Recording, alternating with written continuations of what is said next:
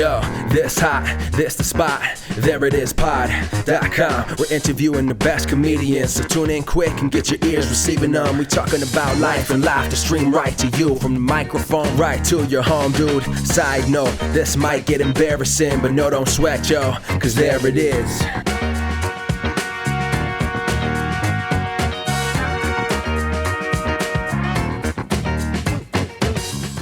Welcome to the There It Is podcast, a comedy podcast to help you find your inspiration. I'm your host, Jason Farr. Let's do this. Thanks so much for joining me. We have a great episode for you today. It is with actor, comedian, and musician Dylan Adler, who is rightfully beloved. I was so happy he said yes to this interview because he's so talented. And whenever I hear his name, people are raving about him. Like, that's just what always comes with the mention of Dylan Adler. I think he's one for you to watch. Trigger warning, this talk does involve a very sensitive subject, sexual assault. It's not the whole conversation, but he does a show with previous guest Kelly Bachman called Rape Victims Are Horny Too.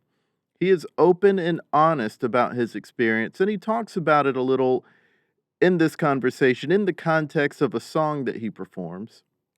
And I think it's really brave for him to talk about it. I think it's also really inspiring to see someone take control of the narrative of something that happened to them and tell their story in the best way they know how, in his case, in comedic songs. That's empowering.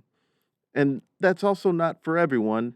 I'm sure, I get that. And if that's you, I respect that. I mention it now to give you a chance to bow out if you need to. It's, as I said, a really great talk, really inspiring, and also really funny. Here's my chat with Dylan Adler. You are from California. What part of California? I'm from San Rafael. It's a suburb, a city outside of San Francisco. So you cross the Golden Gate, drive for 30 minutes, that's where I live. Okay. I hadn't heard of it. I was wondering where it was. I also wasn't sure if I could pronounce it correctly. It's a pretty simple name to pronounce, though. San Rafael. But I'm not from California, so I don't really know the area. I love San Francisco. I've been there once and thought it was beautiful. Being from there, I never appreciated how gorgeous it is. Now that I'm away, I'm like, fuck, I can't believe I didn't appreciate how beautiful this was. I can't believe it. And you went to NYU, you studied music composition and theory. Yes. But you were a diver. Yes, I was also a diver for the school, yes. Okay, because I saw a bit where you referenced that you were a diver, but I didn't know if that was real. I thought it was just for the sketch. Obviously, I'm gay. I'm the school's only diver. But then I found out in research that you really are a diver. So that's pretty cool. Yeah, it was. So all of when I was in high school, I just swam. I swam, and then I wanted to swim for the team at NYU, but they were just too fast, and I would have been like a walk-on, and then the team was like Toxic Mask. I wasn't in the vibe, so I was like, what if I tried diving? So I just walked onto the diving team, and it was so much more fun. I'm really happy I did it. Oh, that's cool. What is the pivot from swimming to diving like? There's really no skills you can learn from swimming that will transfer to diving. That's what I was imagining. It's just when you're in the water at the end of diving. The only thing that's similar is the water. That's it. But I was a gymnast when I was young, and I did trampoline and tumbling. So I was able to transfer those skills into diving. Pretty much. Oh, wild. Okay, that's cool. So I was going to say, if you're diving in college and you're doing music theory, that means both your passion for music and your passion for swimming/diving must have been things you had been doing for quite some time. And you somewhat answered that because you were a gymnast as a kid. Yes, exactly. They were things I've been passionate about doing. I played piano when my mom started me and my brother on lessons when we were 6. So we were pretty young when we started. But there were things that I've been doing for a long time that I always really loved. And I imagine you did some performing too in high school and maybe even before. Did you do any plays or anything? In high school, I did one musical where I had a non-speaking role as a tap dancer. I was a 40s mobster. My name was Muscles, and that was like kind of my thing. And so But you also danced. and so I tap danced. Yes, I tap danced, but I was not, I was in the closet. I was really too quiet and shy to like, really fully be in a play and Mm, like do that stuff. But I kind of wanted to. I like from the back, I was like, oh, I wish I could perform like that. So mm. that's kind of how I did more sports, I think, in high school and stuff. Oh, okay. You mentioned that you were in the closet at the time, and obviously everyone's journey Mm. with their sexual orientation is different. Yeah. No, Yeah. no, Yeah. not everyone has the same journey, but I just remember thinking a while ago that things must be a lot easier for teens of the last 10, 15 years because Sure. people could be so open with it. But I guess it's not necessarily so that everyone would have just been coming out at 14 or something like that. No, no. And the crazy thing is, I say I'm from a suburb outside of San Francisco. Everyone's like, "Oh my God, like that must have been so like liberal, gay people everywhere." No, no, not a, there were like people like, everyone's parents at my school like voted no on Prop 8, but like they Mm, would use gay as like a slur and say the F word. And it was like mm, still like, it was just like not like there were not many out people at my high school just because yeah. it was a very like homophobic place, and I didn't come out to like the high school. Technically, me and my gay twin brother too, we came out to our close friends and our family, but I know I think there's still a long way to go when it comes to that. I think today still for sure. Yeah. Yeah, I mean, I think a lot of what is unfolding in regards to what the LGBTQ experience and also what minorities experience, a lot is sort of coming out as, hey, this is sort of so ingrained in Uh-huh. normalcy in America that there's still a lot of issues for people being able to just really live their full true self Definitely, openly. definitely, definitely. Mm. I mean, I guess I could say as a black person, we still code switch.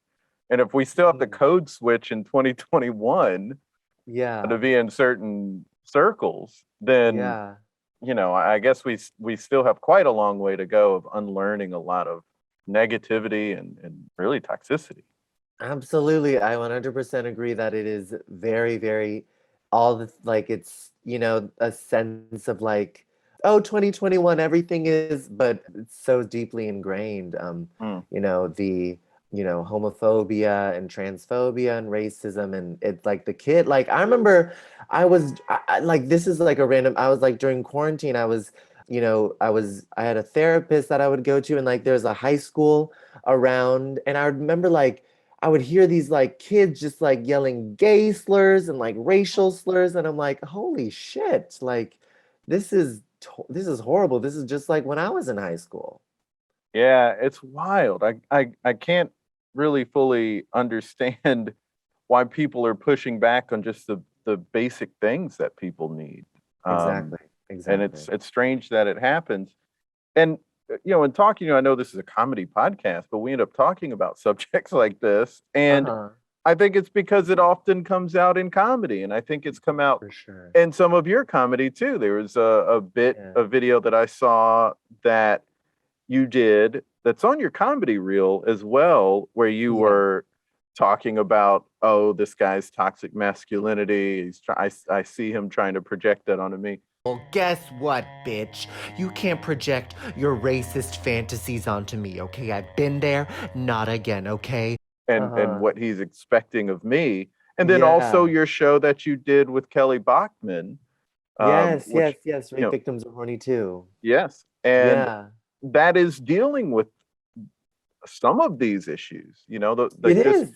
there's so Yeah. much to deal with, of course, and no one show can cover them all. But yeah, you're Yeah. talking about serious issues and the things that people face just in the way people automatically try to interact with one another.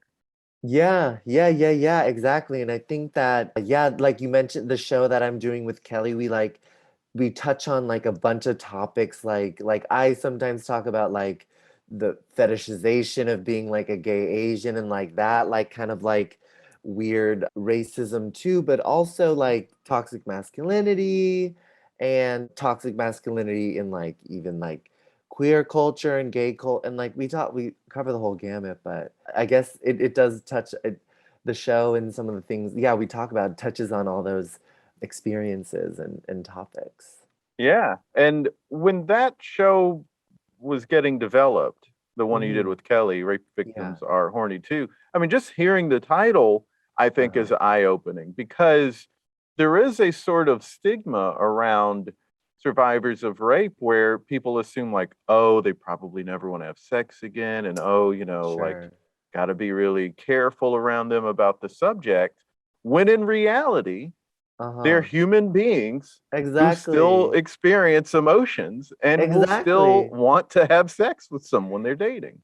Yes, exactly. And that's what we want to convey, that it's like it's very it's not this kind of like, you know, washed over black and white situation of like, oh, now like, now you, yeah, exactly, as you feel like don't want to have sex again. It's like, no, it's you're like a human being that, and it's very complicated what you feel. Our first song is Tell Me I'm Hot But Don't Fucking Touch Me. I want you to take me home. I will cry after we bone. May not even explain why. Can we fuck again after I cry? When I show up in the club, I wanna kiss and that's it. Haven't fucked in 2 years, boys, I'm really tight. If you touch my butt, I will end your life. And it's about like wanting to be pursued and how we're horny and want it, but also like don't touch us, because it's like this complicated push and pull that a lot of survivors experience, that I think Mhm. a lot of people like related to when we talk about it. It is very complicated. Like I definitely feeling those emotions. I still experience of not wanting to be pursued or have sex, but also like being very horny and like Mhm. wanting to. So yeah, that's definitely something that we cover in the show too. Yeah, and I think covering that sort of stuff and doing it in a humorous show, it's a comedy show Mhm. after all. I think it Yeah. makes it really easy for people to start having these conversations that are just Mhm. realistic, real life conversations that people need to start having because, pursuit is a thing that is natural, but there's a wrong way to pursue Mhm. someone and ways that are healthy and normal. And, or I shouldn't say normal in this discussion, since a lot of things that have been made normal are things that we need to unlearn. Mhm. Yeah. But I think that there's so much about this that people just are too afraid to even talk about it all. Is that something, Yeah. once you started doing the show, did you notice a lot of people say, "Hey, this is helping me just think about any of this stuff in my relationship?" Yes, yes. I some of the most like the biggest reason why we want to do the show is so survivors can feel less alone and feel like they can have there's a space for them in their life to express what they need to express, and their truth, their boundaries, and that they're not, it's so easy to feel kind of crazy and like but it's, we want to make, survivors of trauma feel less crazy and less Mhm, alone. And a lot of people have reached out to say like, I'm able to like express my physical boundaries a little more and express like my truth after seeing the show. And like, I um and I think in introducing humor into it, that's me and Kelly's way of coping with like pain. That's like our, so if we could like, even if there's like people are going through something and they something to help pull them out of it, like a joke about, if they could like pull on a joke about it that maybe we wrote or they came up with themselves, that's like to make it a little less bad. That's something that mm. a goal that we had with the show. Oh, cool. And yeah, the response has been for the most part like really, really heartwarming and affirming. That's nice. That's always good to, because you put something out for you and that feels Uh-huh. nice, and you don't Yeah, necessarily anticipate anyone else saying, "Hey, it did that for me too." Like you don't exactly. the I think when you go to put out a show, the first thing you think is, well, I hope people laugh. I hope people are there and enjoy the show. And then that's like Exactly. when that show goes off and there are a lot of people there and people are enjoying it, you're like, all right, that's great. I got the icing on the cake. Everyone liked it. And then you get this other A feedback of deeper, like, yeah. yeah, that's so deep. That's gotta feel great. It does. And that's so I like that you brought up like laughter and stuff because sometimes there are moments in the show that are so sincere and like that sometimes we don't get the laughs we want and we have to and sometimes me and Kelly will like walk off the stage or sometimes the show is really difficult to do or sometimes we feel like oh shit the audience was a little quieter tonight and maybe we bombed because like we're comic silence feels like bombing. Hmm. But the show also has another I do like other material that isn't related to this stuff and it's really nice to get like like laughter in that and that's really fun but like to have on top of that like a deeper kind of like wow like oh my god I can talk about this too I really felt that's like even like hits another place which is Oh, really nice. That's cool. One thing that you mentioned was you two made this show to cope with pain that you experienced. yeah.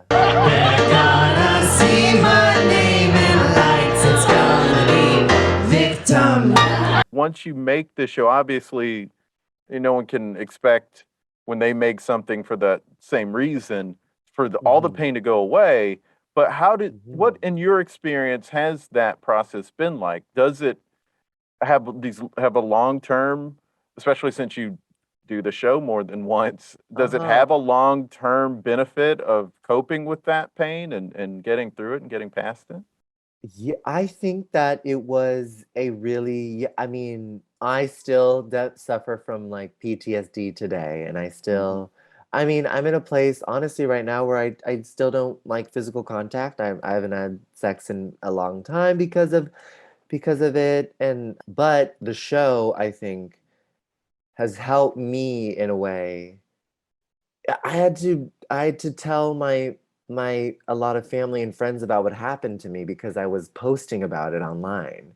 Hmm. I had to be the thing it really helped with was the shame that I held on to it and kind of the kind of the emotions around, like making space for myself and putting up boundaries and like really expressing like I'm sorry, I don't think I'm okay with sex right now or this right now or I don't and I think it also helped me with I just made this connection now but I stopped drinking during quarantine because I would kind of drink to I think dull myself a little bit and like dull traumatized and then I think by doing the show I realized oh shit I was kind of putting myself to sleep when I did that so it Mm. like made me aware of myself and I think it was a really big step in like my healing journey. I'm still on it and I still suffer, sometimes a lot from it still, but I think it was a huge, definitely really big help. Really big help. There's a beauty to being able to take the art of music that you've been studying for so long. Uh-huh. And I don't know how long you've been doing comedy before NYU or before you were in New York, or Hmm. how long you had loved comedy, but there's Uh-huh. also that experience Yeah. that you're using to help you. There's Hmm. something really beautiful about that to me, that this skill that you have and this love of music and obviously comedy and performing, that you can use that to combat something that's bad in the world and bad Hmm. that's happened to you. Yeah, yeah. I, I agree. Yeah. I think it is nice that some things that I didn't even realize could help me in this area of my life that I thought I kind of wanted to push away forever. It's like, oh yeah, I could use this thing I love, music and comedy, to actually help me with this. That Hmm. this really, really the thing I pushed down a lot. So Mm. yeah, it was the process of doing it was very cathartic. And writing it with another person, I think I would have never been able to do it if I weren't writing it with another person, I think, who Mm. like has, been through the same things. Right. You two clearly have a great bond. Where did you meet? We met, I really, I like telling this story. We met at an open mic. And so I was telling a rape joke that was bombing. And then she went on stage and did a rape joke that bombed. And we looked at each other and we were like, we should do an hour of this. And then Rape Victims Are Horny 2 was born. No, but like we kind of met each other through comedy. And then I knew her and I knew I liked her comedy a lot. I liked her jokes. And then she went viral for calling out Harvey Weinstein. I didn't know that we have to bring our own maze and rape whistles to Actors Hour, y'all. No? No? Oh, shut up. Yeah. This kills at group therapy for rape survivors. They love it. Yeah. Yeah, girl! Yeah, I have been raped, surprisingly, by no one in this room, but I've never gotten to confront those guys, so just a general fuck you to whoever Yes, girl! And I'm like, oh my God, I know her. Holy shit. Yeah. And then she put on Rape Jokes by Survivors, and then I did my material on that show, and then we wrote Rape Victims Are Horny 2, the full hour-length show. Yeah. Oh man, that's cool. Yeah, and we're best friends. Yeah. Yeah, she's great. You both are great. You're so funny. You have a very natural comedic voice that I think is very evident when people see you perform. Where did the love of comedy come from for you? Oh yeah, I think as a little kid, I loved to like put on plays for parents when they came over, and I was like kind of like a director, and I would boss the kids around and give myself the most lines. But then I always loved to like, and I think my mom is like very, very funny, and her family, like we use it as like a way, as like glue. Like that's what like is a big thing. We love to laugh as a bit. Our family is big laughers. Like we laugh at anything. Like we're not picky. We're big. Like that's kind of our vibe. And I think I lost that kind of when I was in the closet, and even like, that performing itch that I always loved to do, I kind of, lost sight of that a little bit, I think. But then I rediscovered it when I like discovered improv and stand up and did an acting class. So I think that's kind of how like the love of comedy for me came to be. I always loved Mad TV too, and watching comedy. Oh yeah.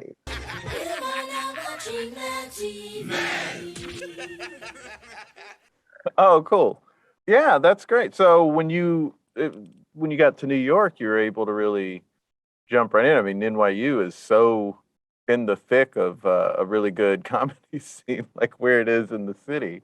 I know, I really was and I didn't even plan to. I wasn't thinking about comedy at all when I chose the school. I was like, oh, I really want to become a film composer, compose music for theater, songwriter. That was like I was really, really, truly wanting to do that. But then I just kind of took one elective acting class that had an improv element. And I was like, oh, I really like doing this. And then I went to an improv jam at the People's Improv Theater. And I'm like, this is fun. And I like kept going, and then got addicted, took classes, met people, did stand up with them, and then it's like I've never stopped since, I was wondering what sent you all the way from California to New York. I mean, I'm sure the parents were not super thrilled that you were going to the opposite side of the country, but obviously if that was what your passion was, that's a good school for it. Did you have any other schools in mind? I don't know what schools would be good for that other than NYU. Yeah, I was considering, there was a school, Pitzer in California, I was considering. There was another one called Chapman University. It was really between Chapman and NYU, because Chapman also had a really good music composition program and film scoring thing. So I was really deciding between them. And I honestly would have. Chapman is in Orange County, California. Okay. Yeah.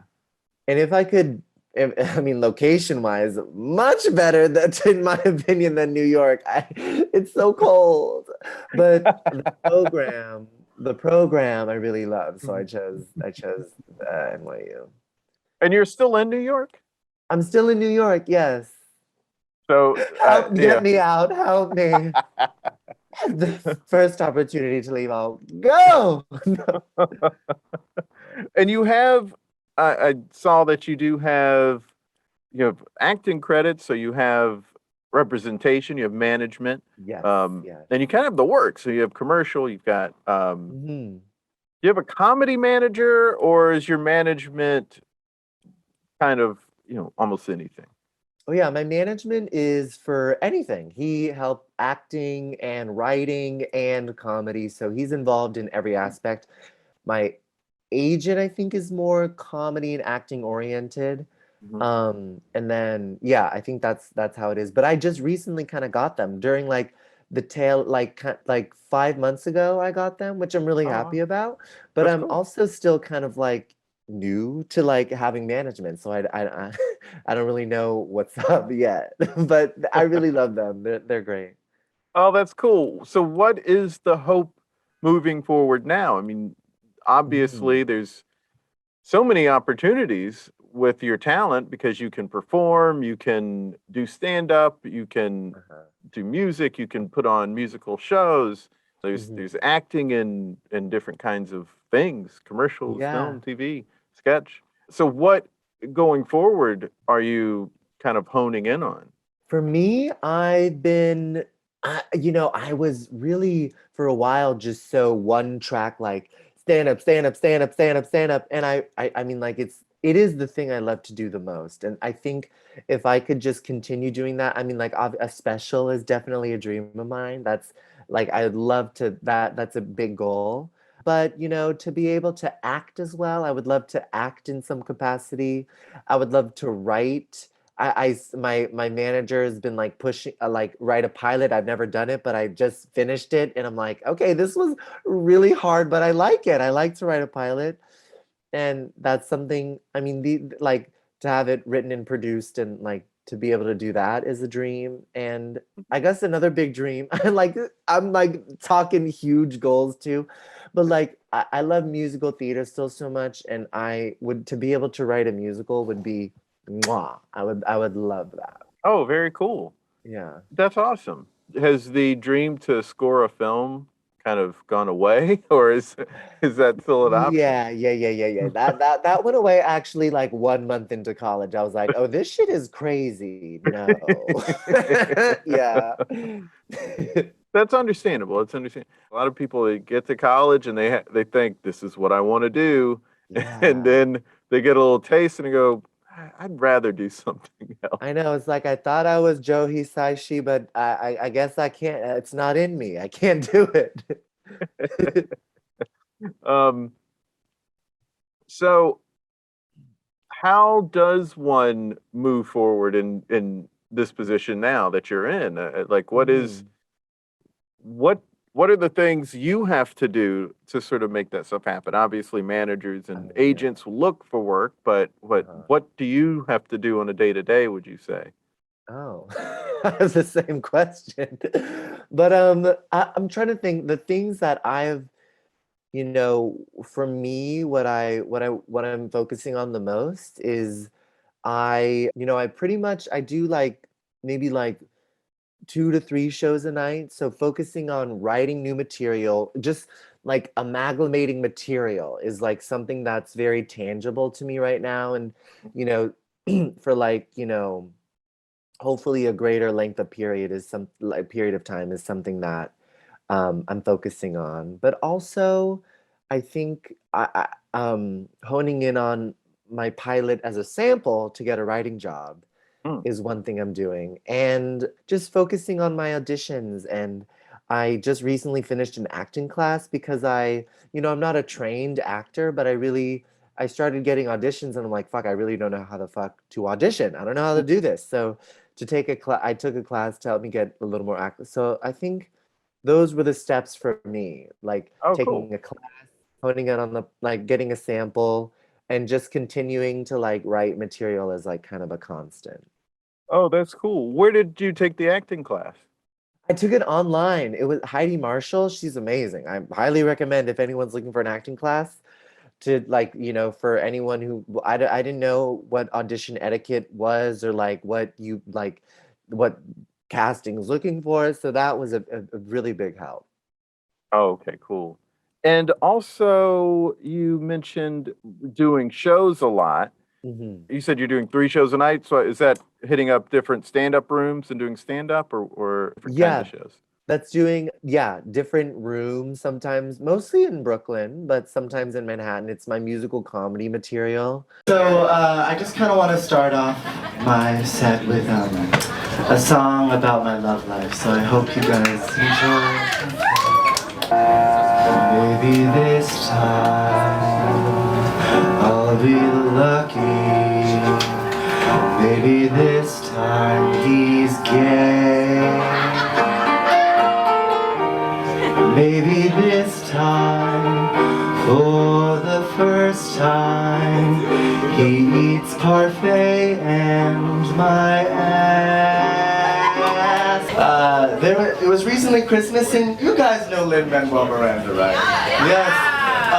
Daddy. So he was gonna do a duet with Michael Bublé, which is a Christmas duet with Michael Bublé, which is like the weirdest combination of people I could possibly think of. I'm trying to imagine what that duet would sound like. Michael Bublé would go like, "What a beautiful sight will happen tonight, walking in a winter wonderland. In the meadow we can build a snowman. We can build a snowman, and you're ready for the revolution." Okay. And just I do every time I will like start with something that I know is gonna, something that I know will hit. And then maybe in the middle, I'm like, all right, I'm gonna try something new. Let's see.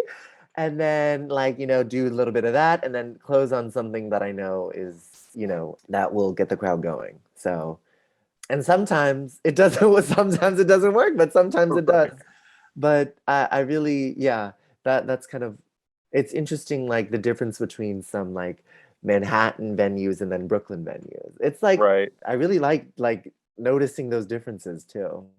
Oh, yeah, like just crowd differences or setup differences or all of it?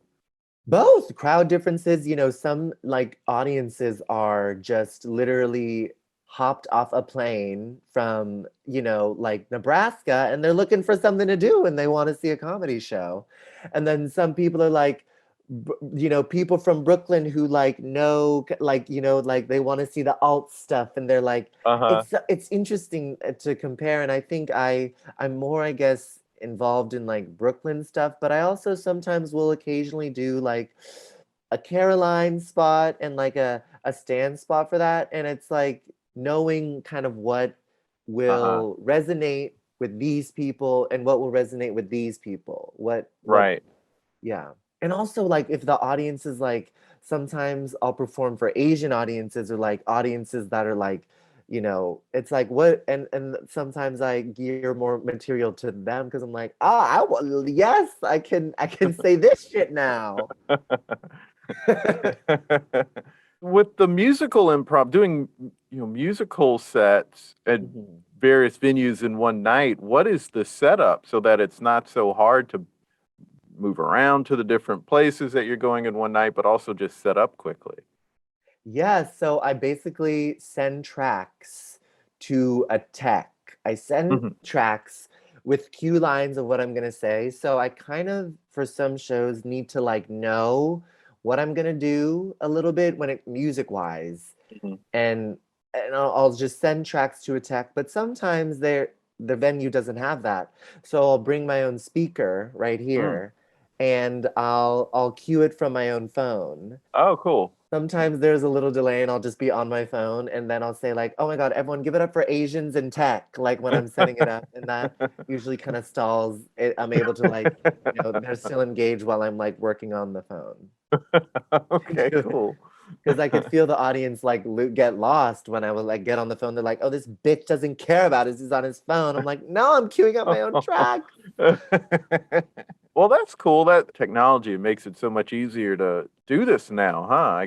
I imagine you don't have to bring a keyboard with you I used to do that, which was hell. Yeah, Oh my God. I Yeah. bet. I bet. Having that little wireless speaker. So much easier. Like saved my back. It did, everyone in New York would hate me when I lugged a piano on the subway, and sometimes it was crowded, so it was just bad. Yeah. And I would sometimes bring pianos into Ubers and they'd be like, no, no, no, no, no. I'd be like, oh, yeah, yes, yes, we're gonna make it work, sir. Yes. And it was like it would dangle outside the window. It was just, yeah. Wow. Yeah, no, this is a much better situation Much than better, much better. with, upcoming, well, with the pandemic, has it slowed down your ability to go do shows, or has it started picking up again? I would say for me, it feels like back. Like it's like the amount of speed and things like for better for worse, it does feel like the speed of, and I feel like during pandemic there is a sense of like, oh, mental health and balance and finding all that. Now it's like, no, now we're completely back to the same shit. I'm like, what? My corona, right? Isn't this clever? My corona, the world is freaking out over this spreading virus. People are freaking out over my corona. And also, people use corona too as an excuse to be racist to Asians. This was an exchange someone had on Grindr. Look at that. But yeah, that's kind of how I feel a little bit. Oh, that's cool. I have a question about how you create musical songs. We've had a couple of people on who make music and comedic music. And we've had a number of people who are involved with musical improv. Obviously, this is different because you're writing it. So when you are coming up with a song, a musical comedic bit, Yeah. is there a structure that you're following outside of the structure of music theory? Yeah, for when it comes to musical bits, what I would do is, I would go to open mics and with that had pianos, and I would have a melody and I would have the chords pretty much. But I would have these lyrics and I would have verses that I would just do and try out that I thought were funny. And then if they worked, then I'm like, okay, I'm gonna keep this and keep writing out the song. If they didn't, I'm like, I'll scrap that. I'll scrap this verse. I'll scrap this. So I would go to venues with pianos, which I kind of, and now that I know the Creek in the Cave is what I'm thinking of because they had a piano in the back room, which I would always go to try out my material. But now that it's gone, I'm a little like, oh fuck, where can I try out my shit? But I kind of, what I like to do is I like to write, like kind of take inspiration from a song and use like kind of loosely melody and chords, and then in a way like put lyrics over it that might juxtapose the energy of the lyrics and music in a funny way, or like just kind of like that I think are funny and see how they work. And for a song that I have called Why Am I Still Fucked Up? It's a song that I sometimes do. I took the chords from Adele's He Won't Go, I Can't Do It On My Own. If this ain't love, then what is? I won't go, can't do it on my own. If this ain't love, then what is? And kind of like putting like, but it's a song about like being frustrated with your therapist that it's like, why are you not working? I'm still fucked up. Yeah. Yeah. Interesting. So that's kind of like mapping. That's a, I guess, mapping a a little comedic bit. improv technique. Yeah. Yes, 100%. And then I guess it's also kind of a parody situation too. Yes, yes, yes. In some situations it is a parody, but for other songs like that one, it's like it's different enough where it is like its own song. Yes. And also the original song is not what spurred the idea, which with a parody it is. But in this Exactly. particular case, you had an idea and said like, well, how can I present this? Exactly. And I've heard of musicians doing that before, where they had a song and just sort of the feel of it. So like, oh, why don't we do it like, how Chuck Berry did this, like they took something that's out in the world of music Yeah. and said That's this how- will match. That's how so many songs are written. So almost every song like Pharrell taking the chords from a Brazilian guitarist to write Happy and fuse it with jazz. It might seem crazy what I'm about to say. I'm a hot air balloon that could go to space. Clap along if you feel like happiness is the truth. That is how every Bob Dylan taking from Woody Guthrie to write his songs. Like that's how songwriters write. They take the chords and from other songs and they spin it enough to make it their own song. Right. Or maybe just the chord progression, but it's just in a completely different key or something, and then it has its own melody. Exactly. But, chord progressions are up for grabs. Exactly. Yeah, I think a lot of people don't necessarily know, like they'll hear something like that. It's like, oh, so everyone's stealing. And it's like, well, no, it's chord, no one owns chord progression. No one owns a chord progression. You can't own. Yeah, exactly. That's true. There are only 12 notes. I know. There are only so many notes. So many notes. Exactly. I was just thinking about this the other day. For some reason, it was in the news that Pharrell, Robin Thicke, T.I. song that came under fire because they got sued by the Marvin Gaye estate. Everybody get up.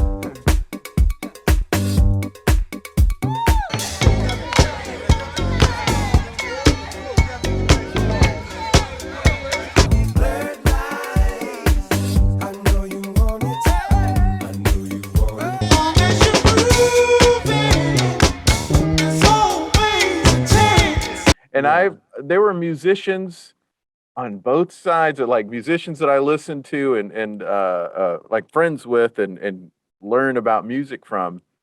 Half of them were saying, "Oh, it's totally stealing," and the other half were saying, "No, it's the bass line's different, and this and that's different." Yeah. That's a really tough one, but in general, it's pretty obvious when somebody's just straight up stealing. Exactly. When someone is straight up stealing, it's like, like if you're taking like a joke or a song word for word, it's like, people are gonna fucking know. Right. But for when it comes to like writing and creating, I would watch interviews of like, how did they write that song? It's like, I took the chords from this song, Save It for Later, the 80s, and I made my own spin on it. It's like, I took the, Eddie Vedder's Better Man song. He took the chords from an 80s like synth song to write that one.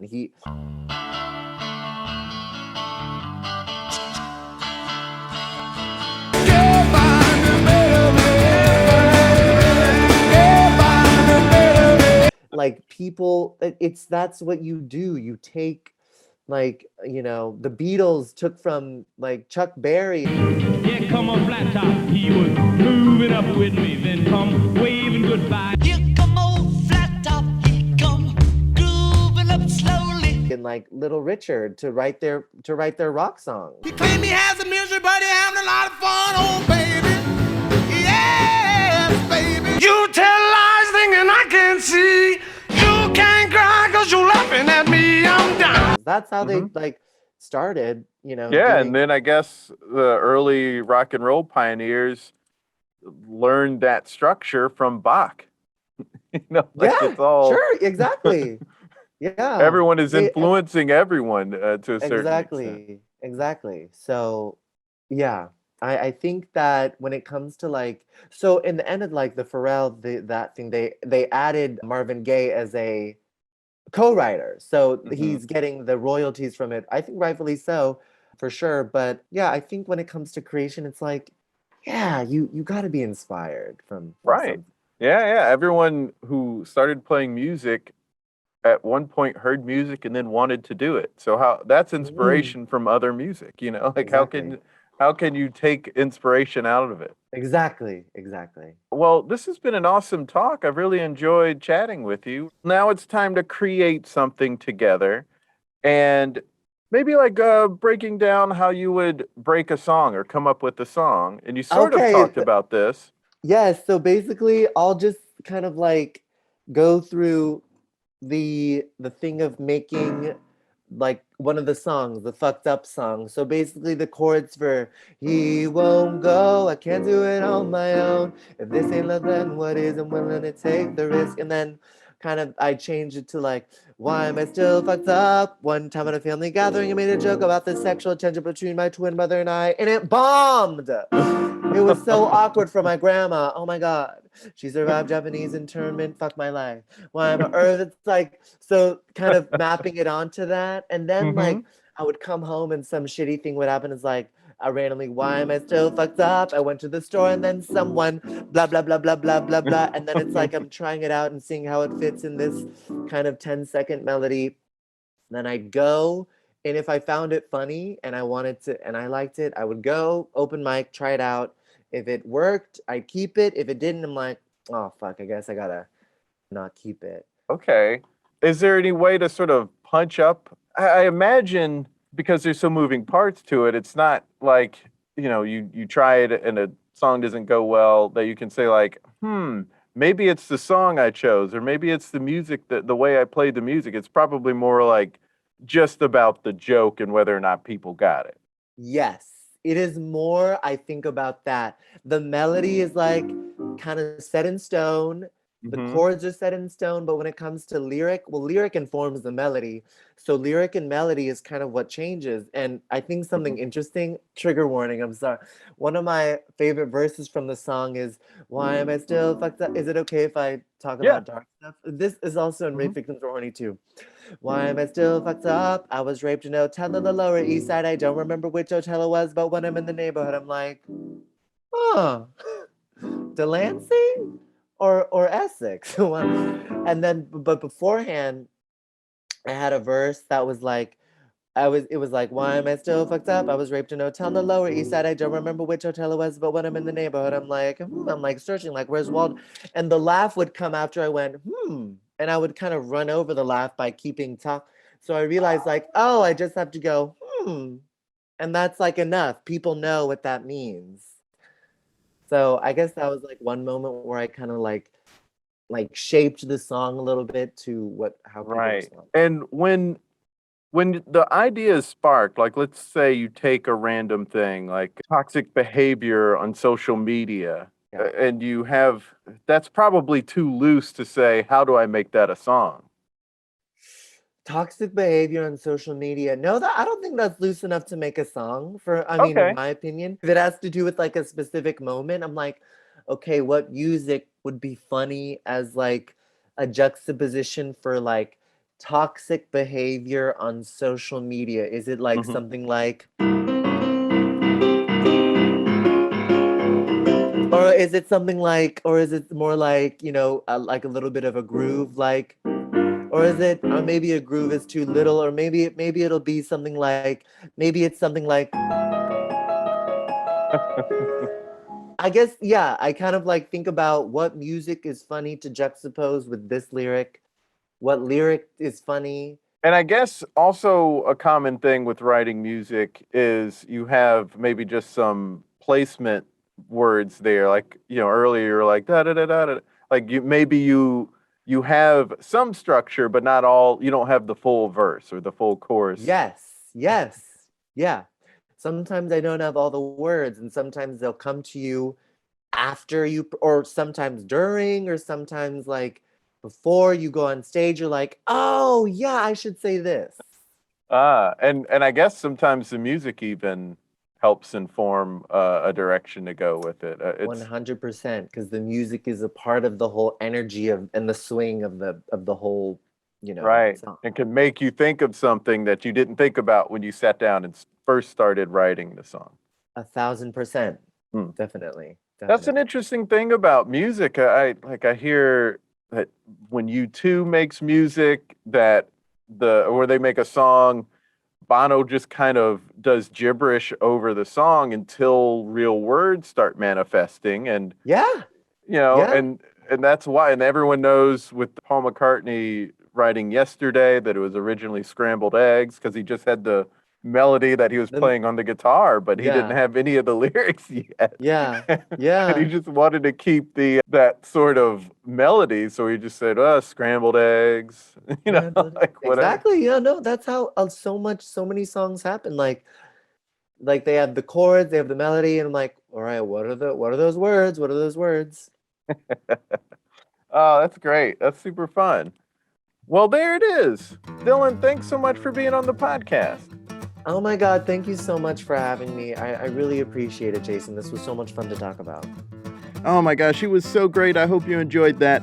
Dylan has a show coming up on April 15th at Caveat at 9:30. Caveat is one of the best venues in New York City. I hope you can make it to this show and more. Follow Dylan on Instagram at DylanAdler_ and on Twitter at DylanAdler6. Follow us on Twitter, Facebook, and Instagram at There It Is Pod, and subscribe to our YouTube channel at There It Is. You can follow me on Instagram at JasonFarPics and on Twitter at JasonFarJokes. Also subscribe to our comedy lifestyle newsletter and support us if you can. We have Patreon and PayPal. Go to thereitispod.com for newsletter and support info. Links in bio. Got a great episode for you next week. Until next time, be good to each other. The music for the theme song was created by Neil Brooks. The rap was written and performed by Nick Acevedo. The logo for There It Is was created by Jeff Prater. The There It Is podcast is produced by Jason Farr.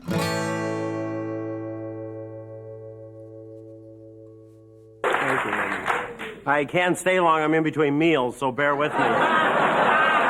Went to the beach the other day. Every time I'd lay down, people would push me back into the water. Soon I'll be on Fry's. A year or two, I make assistant manager. And that's where the big bucks start rolling in. Like a bat out of hell, I'll be gone when the morning comes. But when the night is over, like a bat out of hell, I'll be gone, gone, gone. I'll never lie to you, and that's a fact.